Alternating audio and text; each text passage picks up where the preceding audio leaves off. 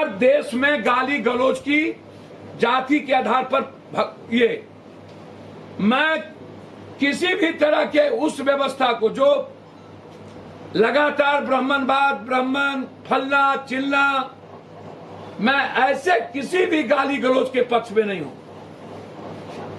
मैं चाहता हूं कि लगातार बीजेपी के लोग उत्तर प्रदेश में भी जो सबसे ज्यादा ब्राह्मण के दुश्मन रहे वो जाति को लड़ाना चाहते हैं उत्तर प्रदेश में, जो बिल्कुल गलत है। एक घटना घटी किसी न किसी कारणवश, न ब्राह्मण का सवाल है न जादव का सवाल है, वो घटना घटी किसी मुद्दों पर, एक मर्डर हुआ, रिवेंज हो गई। इसमें ब्राह्मण जादव दूर दूर तक नहीं है। जोगी जी राजनीतिक कारणों से देश में जाति के आधार पर आग लगाना चाहते हैं, जो बिल्कुल गलत है। दूसरी तरफ बिहार के कुछ नेता लगातार अपनी दुकान और राजनीतिक चलाने के लिए किसी जाति को टारगेट करके गाली देना, अपनी जाति हम ही सबसे सर्वोपरि है, इससे समाज टूट रहा है और विकास के मुद्दे भटक रहे हैं। बिहार में मुद्दे से अलग लगातार जाति का गाली गलौज और जाति के द्वारा दूसरे जाति का अपमान करना, यह लोकतंत्र के लिए भी, संविधान के लिए भी, कानून के लिए भी खिलाफ है। मैं चाहूंगा सीएम साहब और डिप्टी सीएम साहब से ऐसे किसी भी व्यक्ति को सम्मान और तवज्जो नहीं मिलना चाहिए जो बिहार में जाति के गाली गलौज के आधार पर अपनी दुकान चलाते हैं। चाहे कोई हो, चाहे कोई, यह समाज में गलत संदेश जा रहा है, यूथ में गलत संदेश जा रहा है कि गाली गलौज देने वाले ही लोग स्थापित हैं, बलात्कार करने वाले लोग स्थापित हो जाते हैं, मर्डर करने वाले लोग स्थापित हो जाते हैं। मैं ऐसे चीजों का विरोधी हूं। लगातार बिहार से यूपी जब हिंदू मुसलमान का कार्ड नहीं चला तो जाति का कार्ड खेलने का गंदा खेल बीजेपी खेल रही है।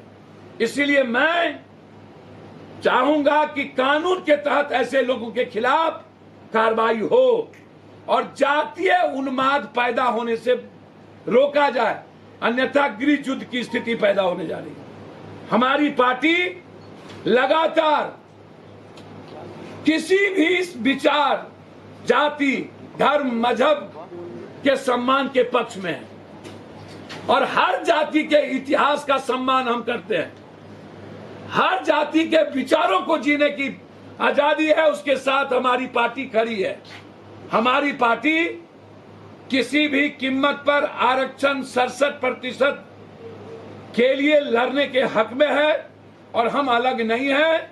और जाति के आधार पर जो जनगणना हुआ उसमें राजनीतिक हिस्सेदारी के पक्ष में है। अंतिम अत्यंत पिछड़ा का भी एक डिप्टी सीएम और माइनॉरिटीज का भी एक डिप्टी सीएम। तो तेजस्वी क्या बनेंगे? एक यार सुन तो लीजिए, तेजस्वी जी डिप्टी सीएम हैं और 14% यदि यादव है तो उसकी भागीदारी सबसे बड़ी अकेले जात में है। उसको हिंदुस्तान में आप अलग नहीं कर सकते। सबसे बड़ी अकेला जाति यादव है तो उसको क्या कीजिएगा, उठा के फेंक दीजिएगा। तेजस्वी जी हैं डिप्टी सीएम। मेरा सीधा सवाल है कि अभी तत्कालिक जो नीतीश कुमार जी हमारे सीएम हैं, जो अत्यंत पिछड़ा के पक्षधर है, हम चाहते हैं कि वो डिप्टी सीएम 3 बनाए, एक ऊंची जात में भी, एक माइनॉरिटीज में भी और एक अत्यंत पिछड़ा में भी और एक दलित में भी। 4 कैसे बनेंगे? कहा 4 नहीं 5 बनेंगे। क्यों नहीं बनेंगे? जब आप जाति जनगणना लाए हैं तो राजनीतिक हिस्सेदारी भी तो बढ़ाइएगा। आंध्र प्रदेश में 5 डिप्टी सीएम बने थे ना, यहां बनाइए दलित को, माइनॉरिटीज को, अत्यंत पिछड़ा और ऊंची जात को बनाइए। इस हिसाब से तो सीएम मुसलमान को होना चाहिए। सर मैं बहुत क्लियर हूं और इस मामले में इस हिसाब से तो अत्यंत पिछड़ा को होना चाहिए। सर पहले आप अपनी बात रख लीजिए, उसके बाद सवाल। बहुत मैं क्लियर हूं जनाब, इस हिसाब से अत्यंत पिछड़ा भी है, सबसे बड़ी संख्या में है, तब उसको बना दीजिए। अकेले जाति में ज्यादा है तब उसी को बना दीजिए। सीएम किसी संख्या के आधार पर नहीं होगा, भागीदारी होगी डिप्टी सीएम के सबकी। हमारी सरकार बनेगी तो हम पांचों की भागीदारी डिप्टी सीएम में देंगे, या हमारी कभी हिस्सेदारी होगी तो। पहला, आरक्षण में माइनॉरिटीज की भी हिस्सेदारी का हम डिमांड करते हैं, जिसको आप अत्यंत पिछड़ा में लाए हैं।